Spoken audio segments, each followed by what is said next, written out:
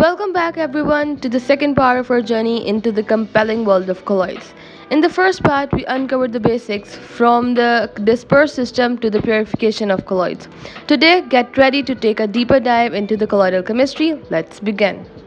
Starting from the pharmaceutical application of colloids, जो कि बहुत आसान एप्लीकेशंस को सिर्फ गो थ्रू करने वाली बात है, कोई इसमें ऐसे समझने वाली चीज़ नहीं है। स्टार्ट करते हैं drug delivery system. Drug delivery system का मतलब है कि कोलोइडल पार्टिकल्स जो हम यूज़ करें, जिस तरह नैनो पार्टिकल्स हैं या माइसल्स हैं, उन्हें हम यूज़ किस लिए करें? As a carrier of targeted drug. मतलब मैंने ड्रग ली और वो मतलब जो भी मुझे इशू है उस टारगेटेड एरिया पर जाके वो ड्रग अफेक्ट करे। तो basically that is the drug delivery system. Then gels and creams. Colloidal gels and creams are used for topical drug administration. Topical drug administration का मतलब होता है कि आप स्किन के ऊपर डायरेक्टली उसे अप्लाई कर रहे हो। इंटरनली खाली स्किन के ऊपर अप्लाई किया तो उसमें हम कोलोइडल जेल्स और क्रीम्स को यूज़ करते हैं। ऑफ्थैल्मिक फॉर्मुलेशन का क्या मतलब होता है कि आपने कोलोइडल सस्पेंशन से यूज़ करना है, जिस तरह आई ड्रॉप्स के अंदर। ऑफ्थैल्मिक का मतलब ये होता है which is related to eye and its diseases, right. तो हमने कहा कि उसे हम आई ड्रॉप्स वगैरह में यूज़ करते हैं। और ऑकुलर सर्फेसिस के लिए, ऑकुलर सर्फेसिस में हमारे पास हमारी सर्फेसिस आ जाती है कॉर्निया की और बाकी जो आइज़ के पार्ट होते हैं वो।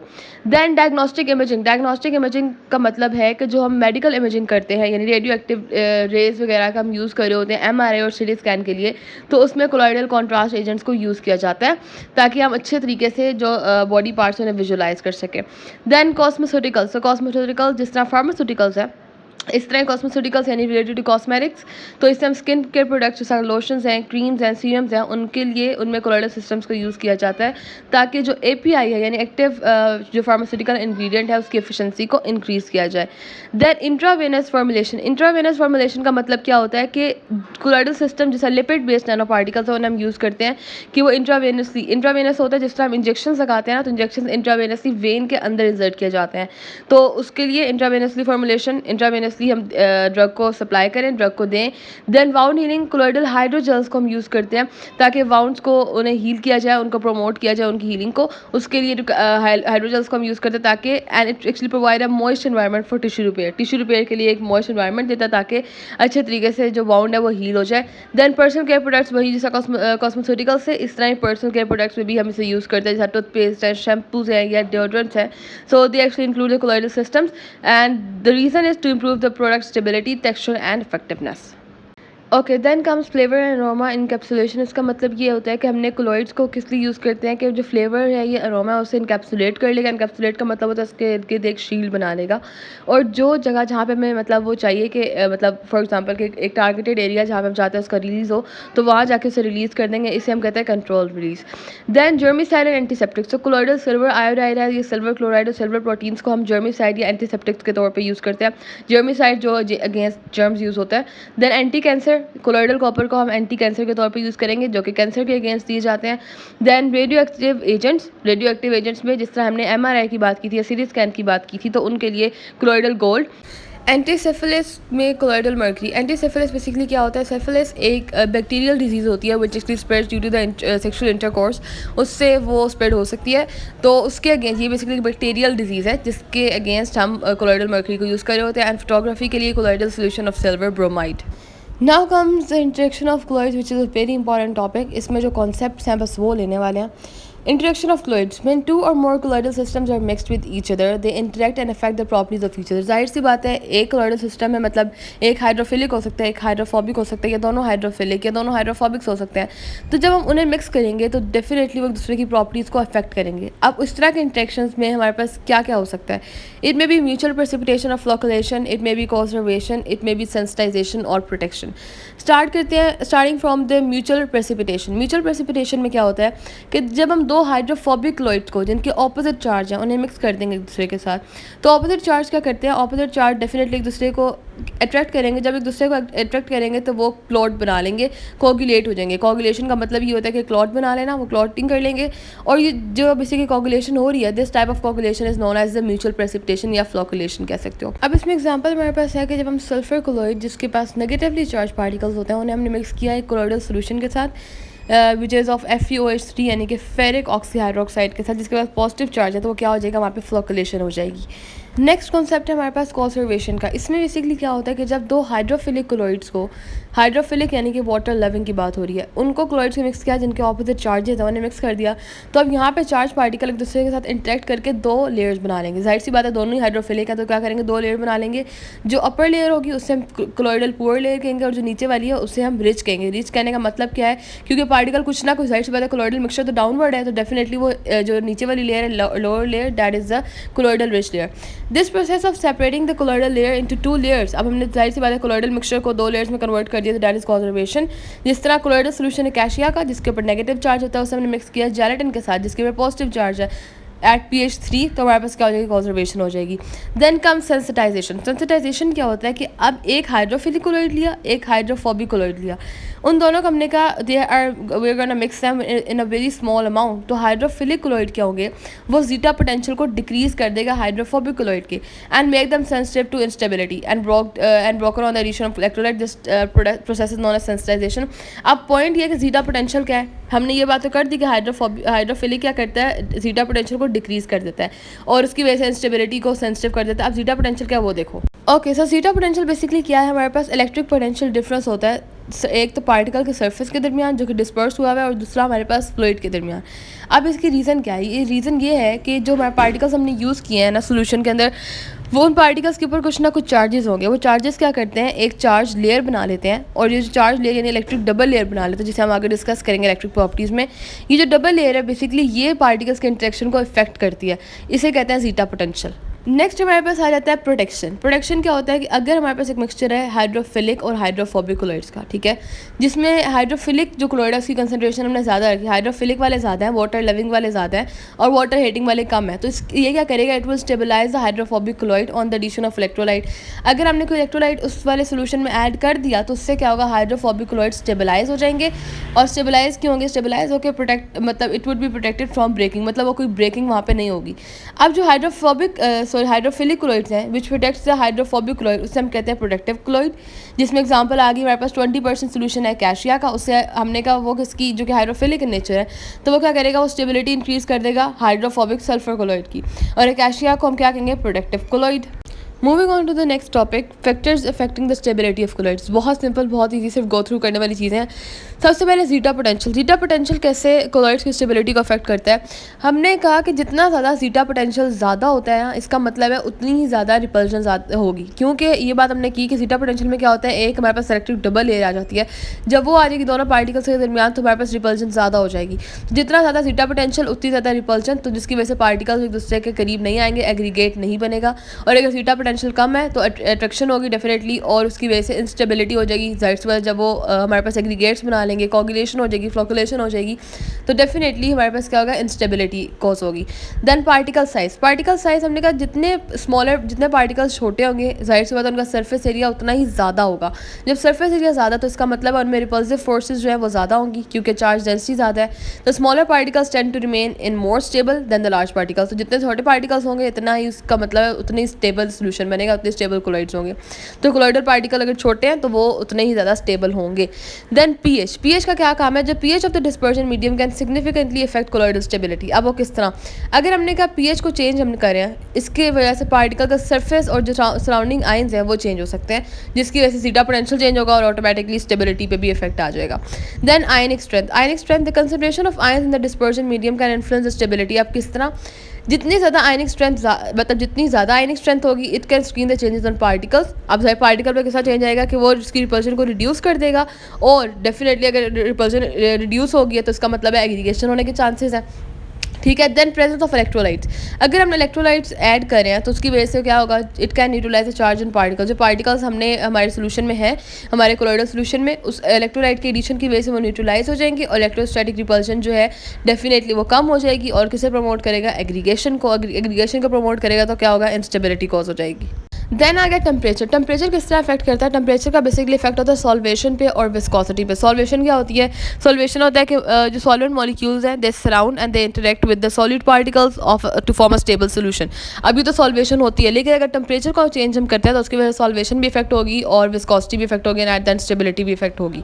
Then hydrophobic and hydrophilic interaction. अब पार्टिकल जो हाइड्रोफोबिक रीजन हैं डेफिनेटली वो एग्रीगेट बन जाएंगे due to the tendency to minimize exposure to water, क्योंकि हाइड्रोफोबिक वाटर हीटिंग है तो उनका वाटर से एक्सपोजर कम है तो वो एग्रीगेट बना लेंगे। और हाइड्रोफिलिक इंटरेक्शन जो है वो कोलॉइड्स को स्टेबलाइज करते हैं। क्यों? क्योंकि by preventing the particles from approaching each other closely. Side सी बात है, जब वाटर कंटेंट आया तो वो ऐसे एक दूसरे को रीच नहीं कर पाएंगे। देन प्रेजेंस ऑफ सर्फेक्टेंट्स या स्टेबलाइजर। अगर सर्फेक्टेंट या स्टेबलाइजिंग एजेंट्स हमने यूज़ किया, they adsorb on to the particle surface. अब वो पार्टिकल के सर्फेस पे एड्जॉर्ब हो जाएंगे और एक बैरियर बना लेंगे, एक प्रोटेक्टिव लेयर बना लेंगे, जिसकी वजह से एग्रीगेशन नहीं होगी। तो these agents can enhance the colloidal stability. Then shear forces। shear forces में अगर एगिटेशन या shear forces can break down colloidal aggregates. अब अगर हम एगिटेशन का मतलब होता है स्टिर करना या ब्रिस्क कर रहे हो आप, तो उसकी वजह से क्या होगा, जो एग्रीगेट्स बने हैं, एग्रीगेट्स अगर फॉर इंस्टेंस बन गए तो उन्हें तोड़ा जा सकता है। सो however excessive agitation can also led two particles collision and destabilisation. एक लिमिट तक एक चीज़ अच्छी लगती है, तो एगिटेशन भी एक लिमिट तक ही रहेगी। अगर हमने बहुत ज़्यादा एगिटेशन कर दी तो उससे भी हमारे पास जो पार्टिकल की कोलिजन इंक्रीज हो जाएगी, डिस्टेबलाइजेशन हो जाएगी। देन टाइम किस तरह अफेक्ट करता है? Colloidal stability can change over time due to the processes. अगर हम ब्राउनियन मोशन जो आगे हम डिस्कस करेंगे उस पर डिपेंड करता है, विच कीप्स पार्टिकल डिस्पर्स, जिसने क्या करना है, पार्टिकल को डिस्पर्स रखना है। And gravitational settling which leads to aggregation over longer period. So अगर एक चीज़ एक हद से ज़्यादा हो जाएगी तो डेफिनेटली उसके गलत इफेक्ट्स आएंगे, तो वो आगे डिस्कस करते हैं। ब्राउनियन मोशन में क्या होगा, अगर ग्रेविटेशनल सेटलिंग कर रहे हैं तो उसकी वजह से एग्रीगेशन हो सकती है। Then concentration. अगर कंसंट्रेशन ज़्यादा है तो पार्टिकल्स जो हैं they may approach each other more closely, जिसकी वजह से क्या होगा, एग्रीगेशन हो जाएगी और कोलिजन इंक्रीज हो जाएगी। सॉल्वेंट पार्टिकल्स, ये solvent sorry properties. The properties of the solvent such as viscosity and dielectric constant can influence the stability of the colloidal system. Next term the Schulze Hardy rule and gold number. Schulze Hardy rule के accordingly क्या है, उन्होंने कहा कि सिर्फ electrolyte की amount नहीं बल्कि वैलेंस जो है वो भी रिस्पॉन्सिबल है एग्रीगेशन ऑफ पार्टिकल्स। जाहिर सी बात है, वैलेंसी का क्या मतलब होता है, अगर एक पार्टिकल है, एक फॉर एग्जाम्पल मेरे पास एक एटम ले लिया, ठीक है, उसकी वैलेंसी का मतलब और इलेक्ट्रॉन्स उसमें एक्यूमुलेट हो सकते हैं। जब और इलेक्ट्रॉन्स एक्यूमुलेट होने की वैलेंसी उसके पास है तो इसका मतलब है कि वो एग्रीगेट बनाएगा, ठीक है, उसकी डेफिनेटली प्रेसिपिटेशन ज़्यादा होगी। इसे कहते हैं Schulze Hardy rule. Then comes the gold number. Gold number basically क्या होता है, it is the measure of protective ability of hydrophilic colloid. कितनी ज़्यादा उसकी प्रोडक्टिव एबिलिटी है उससे हम कहते हैं गोल्ड नंबर। जितना गोल्ड नंबर कम होगा उतनी इसकी प्रोडक्टिव एबिलिटी ज़्यादा होगी। अब इसमें एग्जांपल हमारे पास आ जाती है, number of milligrams of hydrophilic colloids that will just prevent the precipitation of 10 ml of gold solution और addition of 1 ml of 10% NaCl। Onset of precipitation indicated by change in colour, red से violet हो जाएगा। इसमें हमारे पास एक और चीज़ है कि जेलेटिन गोल्ड नंबर होता है 0.01, कैशिया का होता है 0.2, तो इसका मतलब है जेलेटिन ज़्यादा इफेक्टिव है, it more effective productive colloid बनाएगा। Now comes the next topic, properties of colloidal solution, which is very important from examination point of view. Past papers में काफ़ी दफ़ा आ चुका, तो माइट भी पॉसिबल कि समय पेपर में आ जाए। इसमें बेसिकली क्या होता है कि कोलॉइडल सॉल्यूशंस को हम किस बेस पे क्लासीफाई करें कि जो पार्टिकल्स हैं डिस्पर्जन मीडियम में वो किस तरह, उनकी क्या प्रॉपर्टीज़ हैं, उसके अकॉर्डिंगली हम प्रॉपर्टीज़ दे रहे हैं कोलॉइडल सॉल्यूशन को, which includes the optical properties, kinetic properties and electric properties. Let's discuss them. Starting from optical properties which is related to light. अब लाइट से रिलेटेड किस तरह आ जाएंगे, दो हमारे पास मेजरली हम डिस्कस करेंगे। One is Tyndall effect and the other is electron microscope. Tyndall effect हमने पहले भी डिस्कस किया था। इसमें क्या होता है कि हमने एक लाइट बीम जो है उसे पास कराया, एक पहले हमने लिया था बीकर जिसमें था सोल्यूशन, जब उससे पास कराते हैं तो लाइट उसके अंदर से पास नहीं होती क्योंकि पार्टिकल्स इवनली डिस्ट्रीब्यूटेड है और उसमें सस्पेंड नहीं हुए हुए, ठीक है, बस इवनली होमोजीनस यानी सोल्यूशन है। But in case of colloidal solution में क्या होता है कि जब लाइट बीम को पास करता है तो वो उसके अंदर से पास हो जाती है, और उसकी रीज़न क्या है, due to the scattering of light by the particles उसको स्कैटर कर रहे हैं, क्योंकि पार्टिकल्स उसमें है, पार्टिकल्स हमें सस्पेंड हुए नजर आएंगे, तो इसकी वजह से पार्टिकल उस लाइट को स्कैटर करते हैं और एक पाथ विजिबल हमें नजर आता है। That is the Tyndall effect, जो कि पहले भी हमने डिस्कस किया है। Then electron microscope. Electron microscope में दो चीज़ें आ जाती हैं, transmission electron microscopy and the scanning electron microscopy. अब TEM यानी कि ट्रांसमिशन इलेक्ट्रॉन माइक्रोस्कोपी की बात की जाए तो इसमें हमने क्या, एक इलेक्ट्रॉन बीम लेंगे जिसे एक थिन सैंपल से हम पास कराते हैं, जो क्या करती है, एक इमेज बना देती है, एक इमेज बनाती है उनके जो इलेक्ट्रॉन्स किस तरह इंटरेक्ट करें उस बेस पे, ठीक है। और ये हमें किस बारे में इंफॉर्मेशन देती है, इंटरनल स्ट्रक्चर के बारे में, साइज के बारे में, shape and distribution of particle एक कोलॉइडल सिस्टम में किस तरह होगा, ठीक है। Then scanning electron microscopy. Scanning electron microscopy में क्या होता है, हमने एक सैंपल लिया और उसे फोकस किया, इसमें बेसिकली 3D इमेज बनती है, और इसे हम क्यों यूज़ करते हैं, मॉर्फोलॉजी ऑफ पार्टिकल्स को डिस्कस करने के लिए, एग्रीगेट्स को और कॉम्प्लेक्स स्ट्रक्चर्स को, कोलॉइडल सिस्टम में कितने कॉम्प्लेक्स स्ट्रक्चर है उन्हें डिस्कस कर, अगर हमने करना तो हम स्कैनिंग इलेक्ट्रॉन माइक्रोस्कोपी को प्रेफर करते हैं। Then comes the kinetic property. Kinetic properties which are related to the movement. इसमें सबसे पहले डिस्कस करेंगे ब्राउनिन मोशन को. ब्राउनिन मोशन क्या होता है? कोलॉइडल पार्टिकल के ब्राउनिन मोशन के साथ डिस्क्राइब कर सकते हैं उनकी इरेगुलर मूवमेंट को, उनके जिगजैग मूवमेंट को. ठीक है, हम कहते हैं जब हम पार्टिकल्स की वेलोसिटी, पार्टिकल की वेलोसिटी किस तरह इंक्रीज होती है कि जब पार्टिकल्स का साइज छोटा हो जाएगा तो उसकी विस्कोसिटी ज़्यादा हो जाती है. और अगर हम ऐसा करें, फॉर एग्जांपल हमने सिस्टम की विस्कोसिटी को इंक्रीज़ कर दिया, विस्कोसिटी है, वेलोसिटी की बात नहीं करी अभी यहाँ पे. अगर विस्कोसिटी इंक्रीज़ कर दी तो जाहिर सी बात है उनकी मूवमेंट नहीं हो पाएगी. जब मूवमेंट नहीं हो, मतलब जाहिर सी बात है मूवमेंट कम हो जाएगी, तो हम कहेंगे ब्राउनिन मोशन ऑटोमेटिकली स्टॉप कर जाएगा. ठीक है, देन आता है डिफ्यूजन. डिफ्यूजन क्या प्रोसेस होता है? The particles move from a area of higher concentration to the area of lower concentration.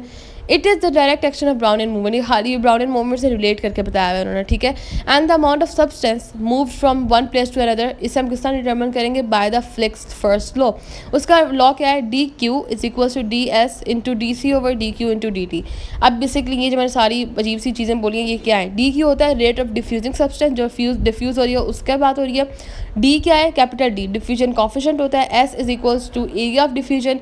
D C over D X तो बेसिकली कंसंट्रेशन ग्रेडियंट है, और डी टी क्या है? टाइम ऑफ डिफ्यूजन है. The next point is osmotic pressure. Osmotic pressure basically diffusion की type होती है, जिसमें हमने कहा कि पार्टिकल्स हायर कंसंट्रेशन से लोअर कंसंट्रेशन में मूव करेंगे, बट यहाँ पे कंडीशन है सेमी परमिएबल मेम्ब्रेन के through.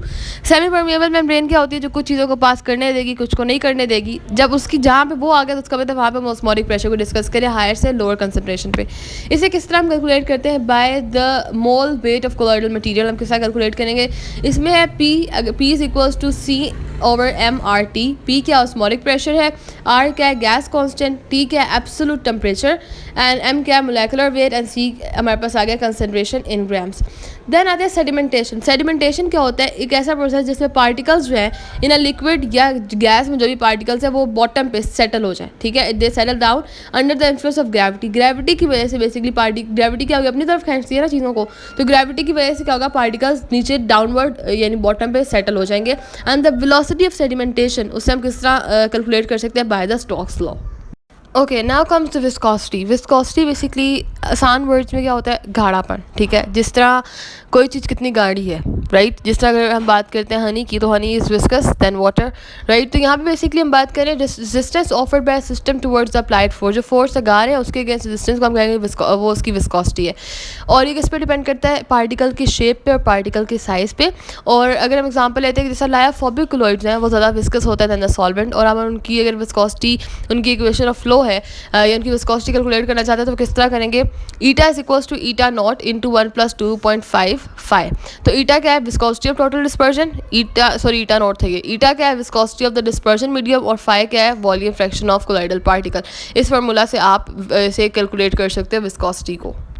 Now comes electric properties. Electric properties में हमारे पास आ जाता है इलेक्ट्रिक डबल लेयर, जो कि मैंने आपको बताया था पहले कि हम बाद में डिस्कस करेंगे. अच्छा जी, इलेक्ट्रिक डबल लेयर बेसिकली क्या होती है? The combination of compact and diffuse layer is called EDL. दो लेयर्स हमारे पास बन जाती हैं, एक डिफ्यूज लेयर होती है और एक कॉम्पैक्ट लेयर होती है. ठीक है, कॉम्पैक्ट या आप स्टर्न लेयर कह सकते हो. उसमें बेसिकली क्या होता है कि जो पार्टिकल है, एक चार्ज पार्टिकल है, उसके इर्द गिर्द कोई भी, मतलब अगर पॉजिटिव चार्ज है ना, तो उसके इर्द गिर्द एक नेगेटिवली चार्ज पार्टिकल उसे सराउंड कर लेगा. वो क्या हो जाएगा? हम कहेंगे स्टर्न लेयर. ठीक है, सो कोलॉइडल सॉल्व पार्टिकल्स गेट अब जो कोलॉइडल सोल्यूशन के पार्टिकल्स हैं उन्हें क्या कहेंगे? हमने कहा उनके ऊपर पॉजिटिव चार्ज या नेगेटिव चार्ज आ जाएगा. वो डिपेंड करता है कि उस सोल्यूशन में कौन से आयंस प्रेजेंट है. ठीक है, नेगेटिव और पॉजिटिव आयन के अकॉर्डिंगली वो पॉजिटिव नेगेटिवली चार्जेस ले लेंगे. और ये जो दोनों लेयर है, they both are forming an electric double layer which is very important for stability of colloids. And अभी स्टेबिलिटी ऑफ कोलॉइड्स के लिए क्यों इंपॉर्टेंट है? क्योंकि हमने फ्लोकुलेशन में पढ़ा ना, वो से जब उसके इर्द गिर्द लेयर आ जाएगी इलेक्ट्रिक डबल लेयर, वो से फ्लोकुलेशन से बचाएगी, या आप कह सकते हैं कोगुलेशन से बचाएगी. ठीक है, and this EDL it give rise to electrokinetic effect, जिसमें इलेक्ट्रोफोरोसिस है, इलेक्ट्रोऑस्मोसिस है और स्ट्रीमिंग पोटेंशियल है, जो कि हम डिस्कस करेंगे. ठीक है, स्टार्ट करते हैं इलेक्ट्रोफोरेसिस. इलेक्ट्रोफोरेसिस बेसिकली क्या होता है कि the movement of colloidal particle is applied across to platinum. हमारे पास दो प्लैटिनम के इलेक्ट्रोड्स होते हैं जिन्हें हमने हाइड्रोफिलिक कोलॉइड्स में डिप किया होता है. ठीक है, हाइड्रोफिलिक कोलॉइडल सॉल्यूशन में डिप किया हुआ है. अब जो डिस्पर्स पार्टिकल है वो जाहिर सी बात है, जो पॉजिटिव है वो एक इलेक्ट्रोड की तरफ, जो नेगेटिव है वो दूसरे इलेक्ट्रोड की तरफ मूव करने लग जाएंगे. अगर हमने कहा वाटर को हम यूज़ करें डिस्पर्जन मीडियम के तौर पे, तो उस कंडीशन में क्या होगा? हम डिटरमिन कर सकते हैं कि चार्ज क्या है, सोल्यूशन के जो सॉल्व पार्टिकल्स उन पर चार्ज क्या है. ठीक है, जिस तरह अगर मेटल या starch and clay, they are positively charged. क्यों? Because they move towards the positive electrode. While if we talk about the ferric oxyhydroxide and aluminium hydroxide, तो वो क्या है? बेसिक इन नेचर होते हैं. ठीक है, the next electric property is electroosmosis. Electroosmosis basically क्या होता है, अब एक दो पॉइंट्स है इसमें। एक तो ये कि होता क्यों, ये होता इसलिए क्योंकि जीटा पोटेंशियल जो है सॉल्ट पार्टिकल्स के दरमियान और डिफ्यूज लेयर के दरमियान जो है, उन दोनों की वजह से बेसिकली क्या होता है, इलेक्ट्रोऑस्मोसिस होता है। इलेक्ट्रोऑस्मोसिस बेसिकली है क्या, ये बेसिकली हमने कहा अगर जो डिस्पर्जन मीडियम है ना, फॉर एग्जांपल लिक्विड है जिसमें इनके पार्टिकल डिस्पर्स है, उसकी बात हो रही है, हमने कहा उस मीडियम की मूवमेंट पर डिपेंड करता है, उस मीडियम की मूवमेंट जो कि किसके साथ कॉन्टैक्ट है, चार्ज पार्टिकल के साथ। दैट्स वाई जो पार्टिकल्स के साथ डिस्पर्स हुए हैं उन पर कुछ ना कुछ चार्जेस होंगे, तो अब उस चार्ज पार्टिकल के साथ जो हमारे पास डिस्पर्जन लेयर है वो इन कॉन्टैक्ट है, उसकी मूवमेंट को बेसिकली हम कहते हैं, जो उसकी मूवमेंट हो रही है वो किसके अंडर है, under the influence of a potential, तो इसलिए हम इसे कहेंगे इलेक्ट्रोऑस्मोसिस। ठीक है, अब स्ट्रीमिंग पोटेंशियल क्या होता है, अगर जो हमने इलेक्ट्रोड्स इलेक्ट्रोऑस्मोसिस में ऑपरेटर्स में वो इसमें यूज़ करें, उसकी जगह हम गल्वानोमीटर को यूज़ करें, तो डेफिनेटली अब क्या होगा, उसमें सर्किट बन गई। अगर तो वाटर स्टेशनरी है, अगर वाटर हमने ये लिक्विड जो भी है वो स्टेशनरी है, तो कोई करंट डिटेक्ट नहीं होगा।